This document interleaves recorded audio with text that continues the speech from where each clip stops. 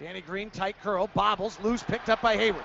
Ahead to Ingles. Gobert running hard. Lob to Rudy at the rim. He dunked it! Rudy Gobert! Come timeout, Greg Popovich! Oh, Rudy on the run! Run, Rudy, run! Run, Rudy, run! This is Dante Exum. We are ready to tip it off. Are you? Let's do this. How about those last two games after the All-Star break? The Favors-Gobert combo is starting and working. We'll break it all down. Plus, we'll NBA 5 it. It's all coming up next, right here on Tip-Off. Pow!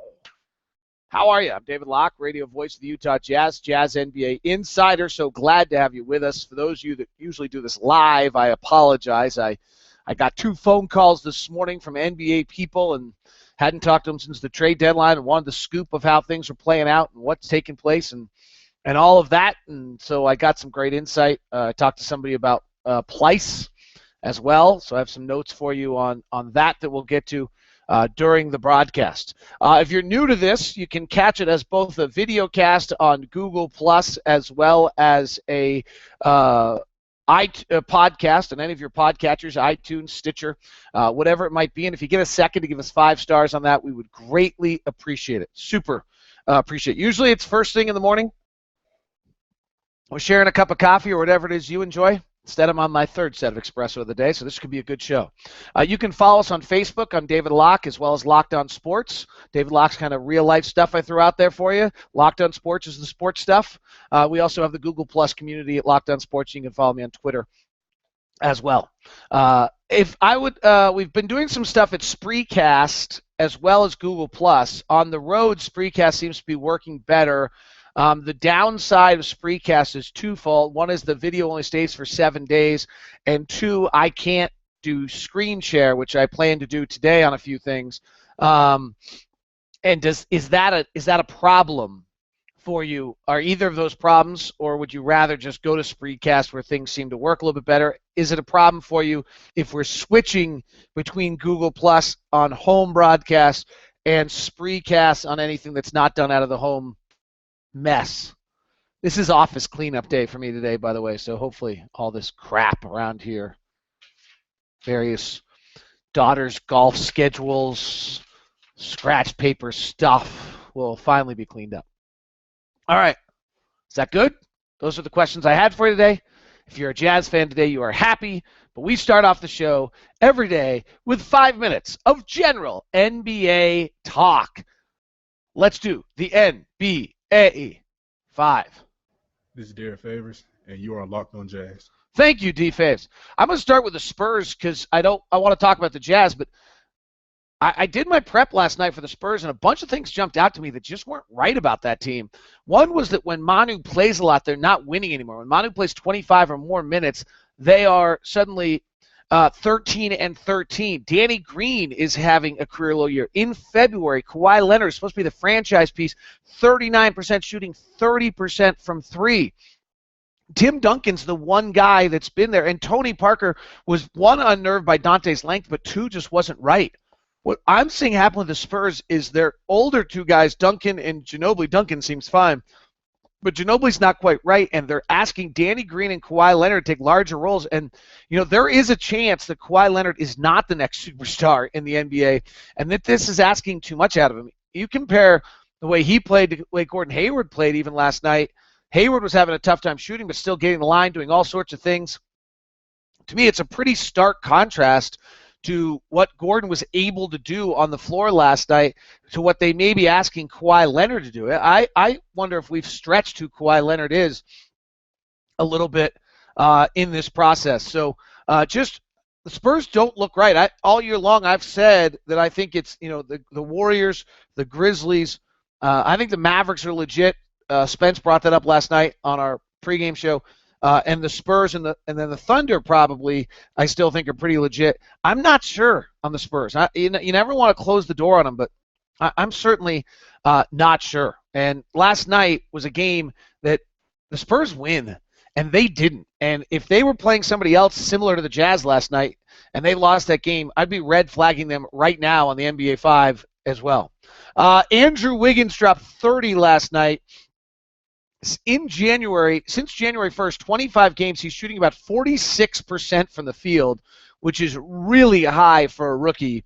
His three-point shooting has slipped a little bit recently, slumped, but he's throwing out about 3 dimes, 5 rebounds a game, and averaging about 17, 18 points a game in that time period. Plus, he's drawing about 4 fouls a game and a steal a game defensively. Wiggins at 20 years old is clicking in, and it's impressive to watch what he's doing right now. And post All-Star break, his first few games back from the All-Star break, he has been really brilliant, and he was last night as well. Otherwise, the only other surprise last night is Boston went into Phoenix and won. Phoenix really has just hit the skids. The wheels have fallen off the Phoenix Suns. That does not surprise me. I never thought this was going to be a year where they built off last year and then with the trades and everything else.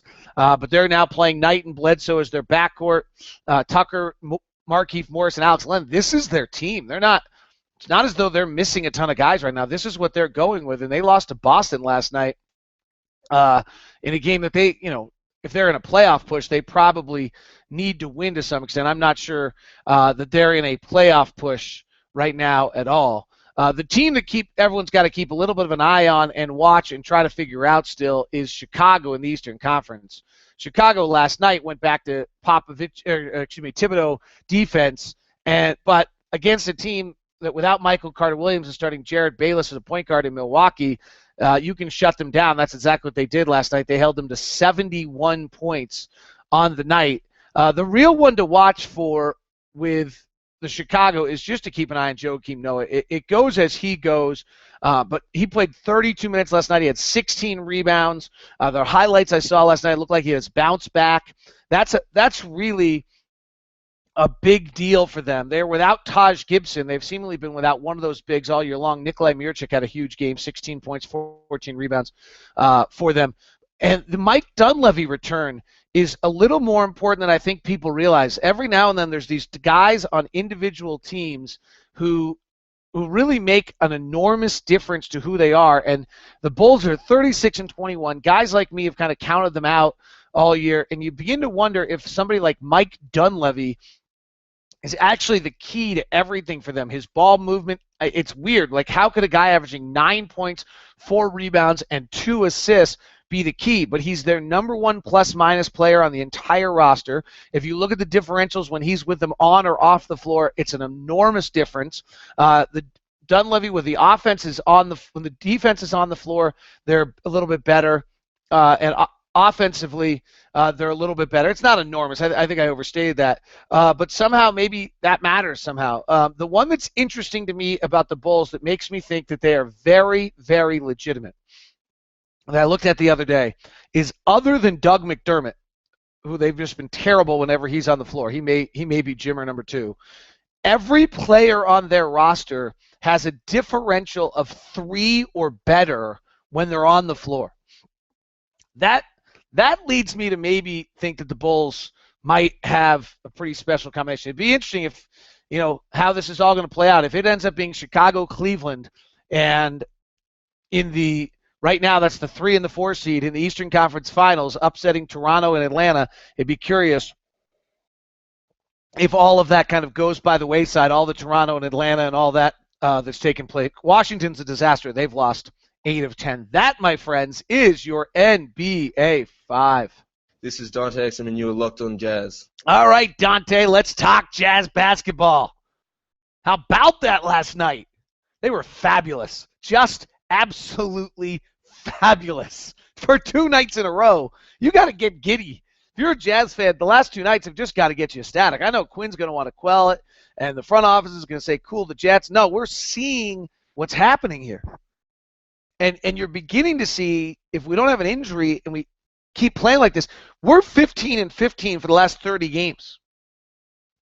So you start putting together what's going on with the Jazz. They went from one of the worst teams in the NBA last year, 25 wins, with one of the worst differentials in the entire league, to now a team that for the last 30 games is dead 500. That's a mammoth jump.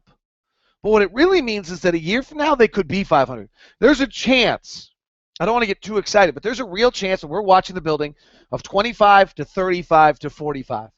That's hard to do in this league. I mean, if that really happens, if the Jazz really go from 25 to 35 to 45 in a 3-year period of time, that's brilliance. That's hard to do.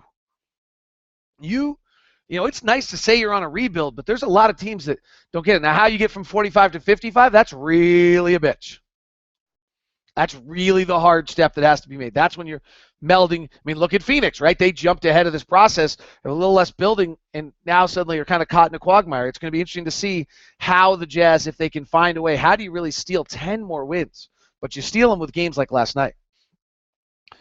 The Jazz defense is 7 games now. Derek Favors and Rudy Gobert have started. The Jazz are just 4-3. But in 3 of those games, they have held teams to their season low in points. Now, part of it's we play slow. But with Gobert and Favors starting, we've held Chicago, Portland, and San Antonio to their season low points. You become an elite level defensive team, and you win games. Right?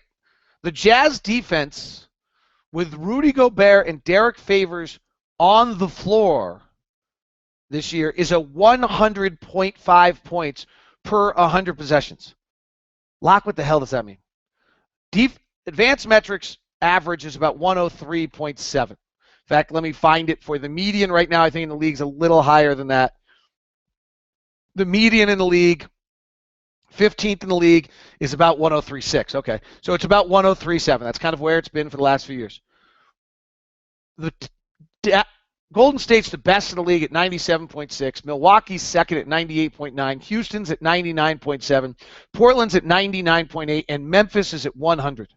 The Spurs are at 100.1, and the Hawks are at 100.2. Charlotte's at 100.4, and Oklahoma City's 100.6, and so is Washington.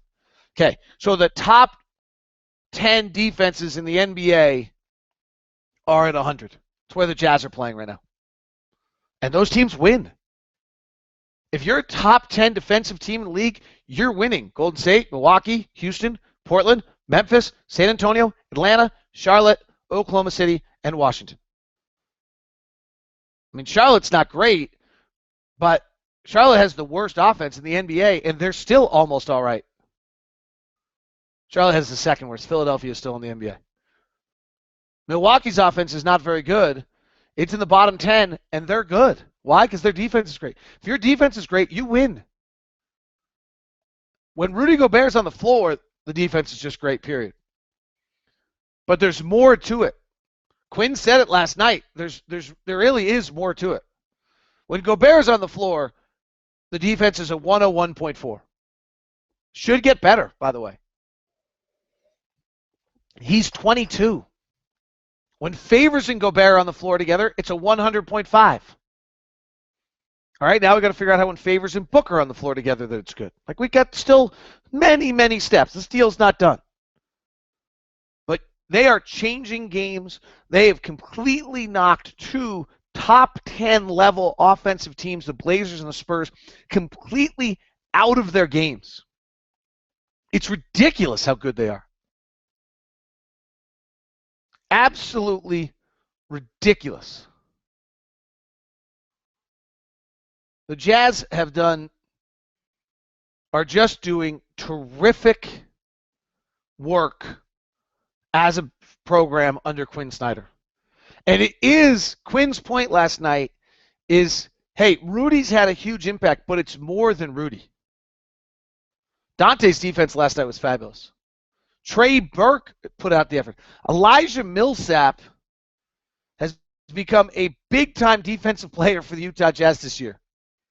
When Elijah Millsap's on the floor, the Jazz defense is great. 96.5 when Elijah Millsap's on the floor. And he got into Manu Ginobili last night and absolutely upended what he was trying to get done. Brilliant. The effort, the connectivity, the 5 guys on the string, the defensive effort, the hustle, great. Let's highlight Trey Burke for a second. I've said this a million times. I'll say it another million. The hardest position to learn in the NBA is the point guard. Trey Burke, Brandon Knight, Brandon Jennings, Jeff Teague, run through the point guards, Goran Dragic, this league. It takes them a long time. Trey's got some things that are inhibiting his success. One is the fact that he's not very big. Trey's 6'1". He's not particularly athletic. All right, so he's not walking this league at 6'4", overpowering someone and playing on athleticism. Eric Bledsoe is still playing on athleticism. Trey Burke has to learn how to play in this league. Now, I don't want to get too excited after 2 games, but the last 2 games since the All-Star break, and I think there is something to the fact that he may be fresh. I think Trey at 6'1", 185 is getting the crap beaten out of him in this league, and I think he's exhausted, and he has no legs, and he's got to learn how to take care of himself during an NBA season well enough to be successful. But if you look at Trey Burke and what he's doing in the last 2 games, it's a different player. It's the floater that he and Johnny Bryant have worked on incessantly over the last period of time, and he finally feels comfortable enough to use it. It's playing inside the arc instead of outside the arc, which is fine. I still want Trey to shoot his 5 to 6 3-pointers a game because I like guys shooting threes. But when Trey becomes an exclusively outside shooter, it's not going to work for him. Here's the shot chart of the last 2 games by Trey Burke. Look at that. Now, that's a completely different player than who we've seen before. If we go to Trey Burke's shooting for the season, Trey Burke has shot 28% in the paint non-restricted area.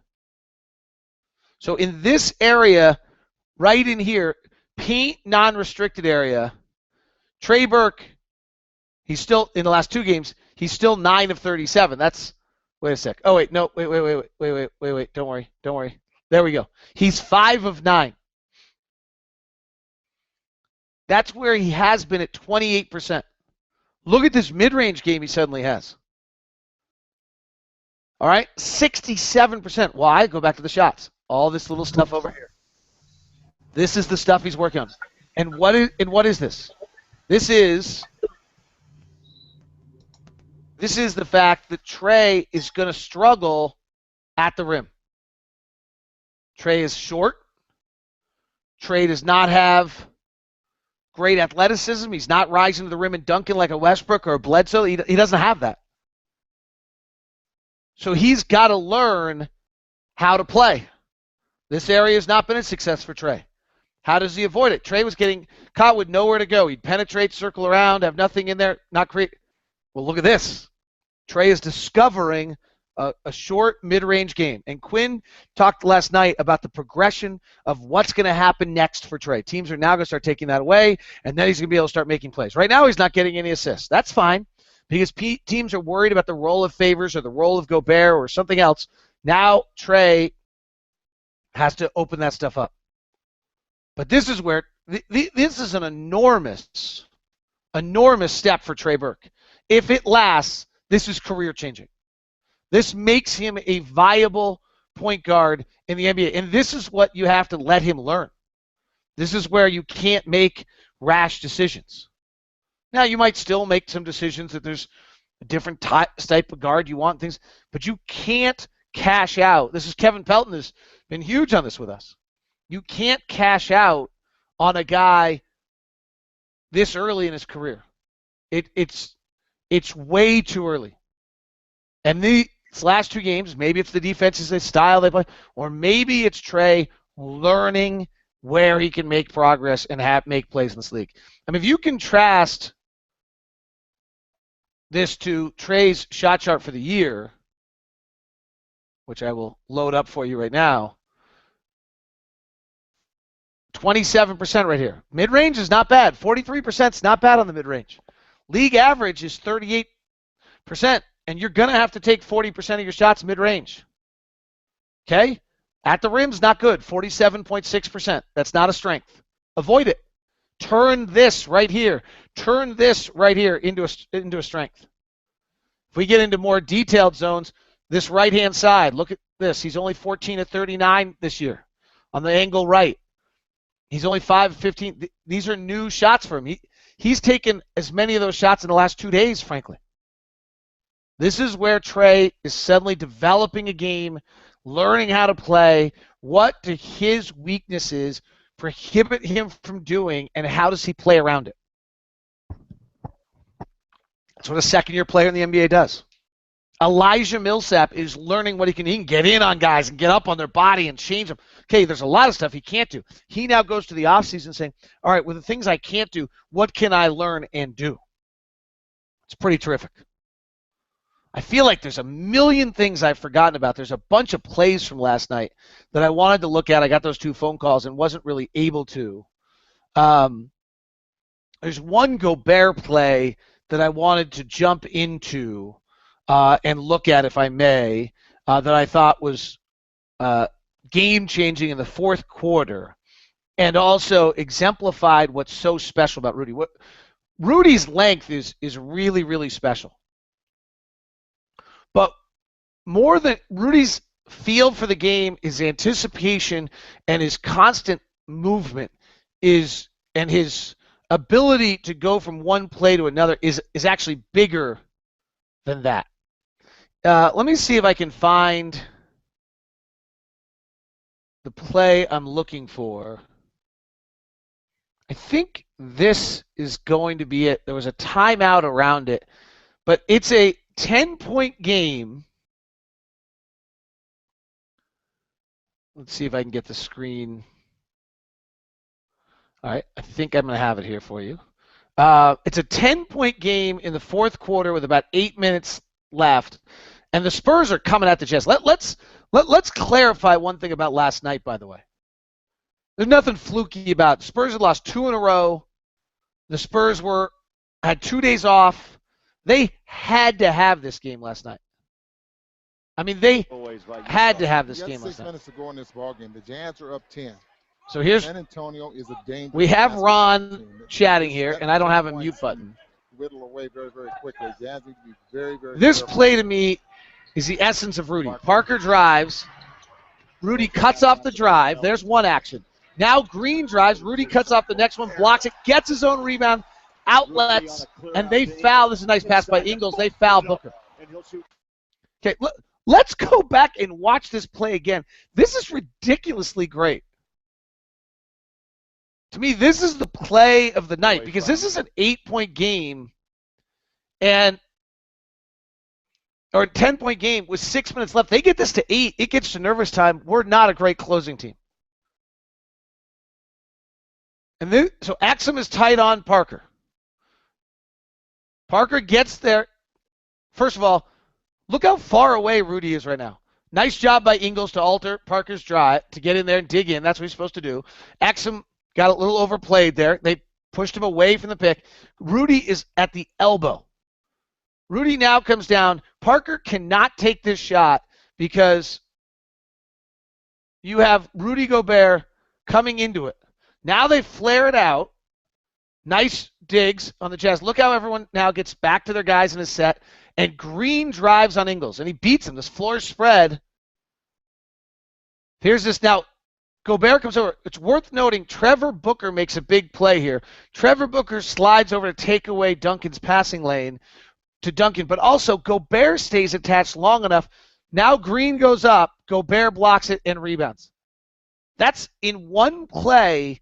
Rudy Gobert takes 3 things away. It's to me, that play is how Rudy's just changing everything about the Jazz. There aren't 5 players in the NBA that can do that. Cut off the first drive from out of the floor. The other play last night, and I don't know if I can find it, there was a play last night where Tony Parker ball fakes. Gobert gets switched out on Parker at 24 feet. And Parker misses, and Gobert rebounds. Let me see. This might be it. Again, I got those phone calls today, and so I didn't get a chance to really prepare this the way I usually would. But let's see, because this is a Gobert. This is a Parker miss into a Gobert rebound. For the Warriors. And let's see if I get what I want here. Okay, so here's they run what we call 99. It's a double stagger off an inbound. It's a pretty darn good play, right? So here's high double picks waiting at the top for Tony Parker, working right to left. Aaron Bain sets the first pick. Duncan the second. Exum gets hooked off. So now the switch is underway. Beautiful defense. Favors rolling down with Splitter. And now this is the play. Gobert is now on Tony Parker. And Parker retreats out. They go back to Parker. He beats Gobert. Okay, no problem there. He's going to beat Gobert. So Rudy's at 24 feet. Parker misses the floater. Rudy comes back down for the rebound. Multiple action plays. I was sitting with Alex Jensen on the bus earlier this year, and Alex Jensen was showing me video of Rudy saying, look at the multiple actions of plays. That's the special stuff that makes Rudy who he is. There was one other play I wanted everyone to see if they didn't see it last night, and it's this one right here. This, to me, was truly an incredible play by Dante Exum, and showed the insane speed that this youngster has. You're going to have to watch it fast, though, because where the screen starts us. So here's the outlet. Dante Exum is in this corner right here, upper left-hand corner. Tony Parker is above the timeline here. Rebound Duncan. Outlet to Parker.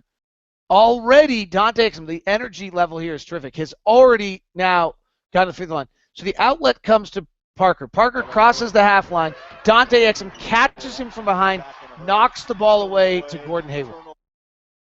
Watch that again. It's incredible.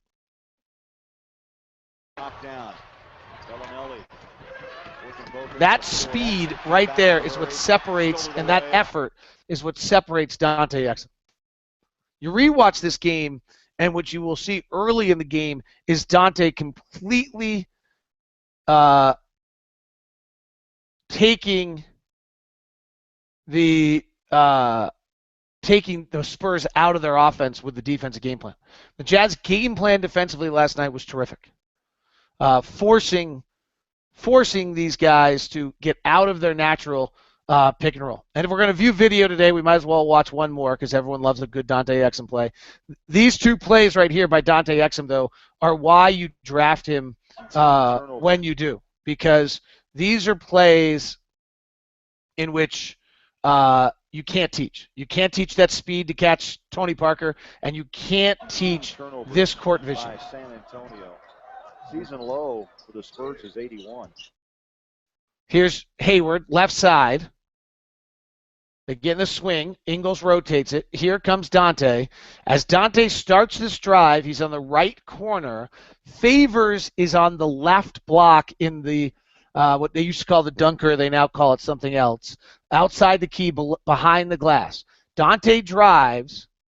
Favor from the right side. Favors moves to the right block. Dante bounces a pass into him somehow for the layup. Truly remarkable.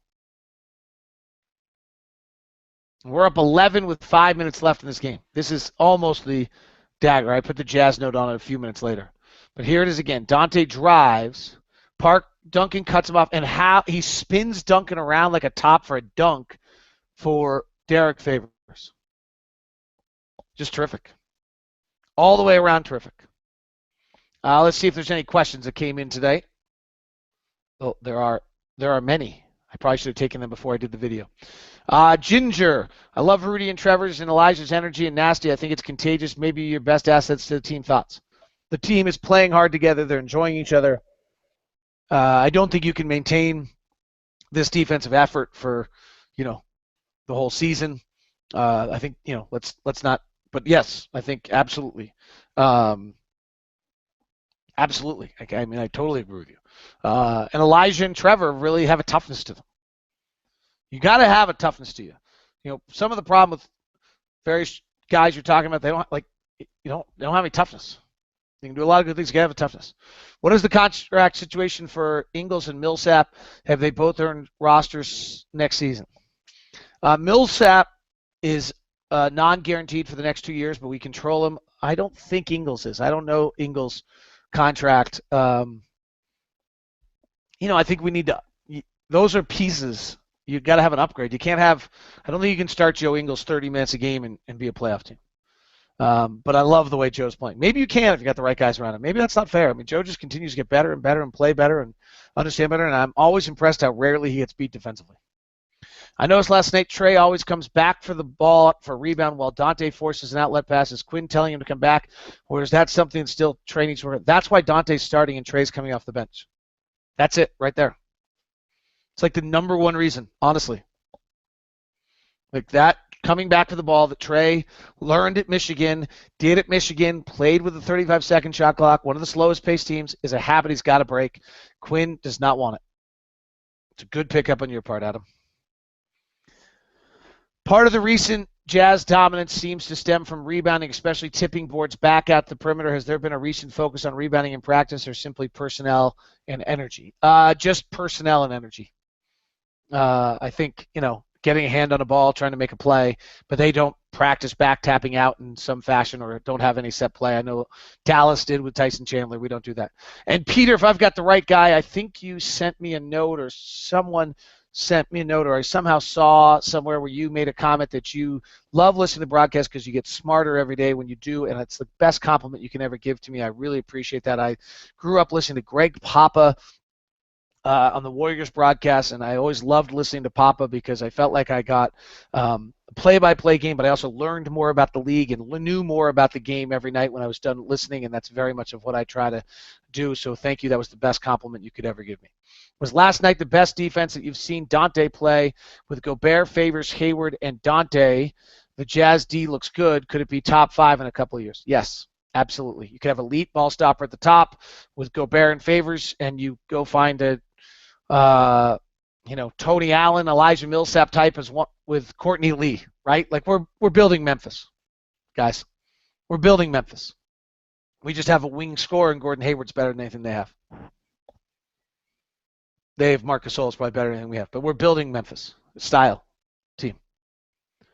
Skylar Slade. When I was at the game last night, I saw that you get very animated and usually stand when you're doing your broadcast. How much fun is it calling games like last night? Keep up the amazing work. Thank you.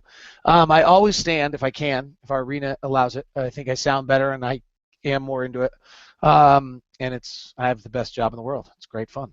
What else could I say? I don't know. I love it. Yeah, I mean, I'm nervous every night. I'm a wreck, but I think that's what I live off. And I'm never sure we're prepared enough. And you can ask any of the guys that work with me. Sometimes I'll let the interns come and do a podcast and share what it's like, how miserable it is to work for me because I want us to be brilliant every night and all those kind of things. Or, we'll never have to share those stories.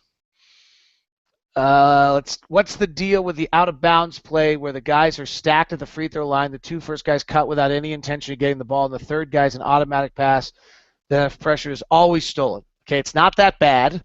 But that is the offensive set, and they run that, and they do it intentionally, so it's similar because they have about 5 or 6 different options, and they'll change the way they run off it. So it's yes, the point is to get the ball up top, and then different guys pop out each time. Actually, you may not. Sometimes Gordon, sometimes Dante, sometimes Trey. It can be different, or sometimes Joe. Different guys in that stack pop out, and then off of that, there's all sorts of different plays, which makes it difficult for teams to guard because the first initial action is not necessarily the play. So, if that play is overplayed, then there should be another pass. There is a safety valve release, by the way, on that play, which I'm not going to share what it is, but I know exactly which time.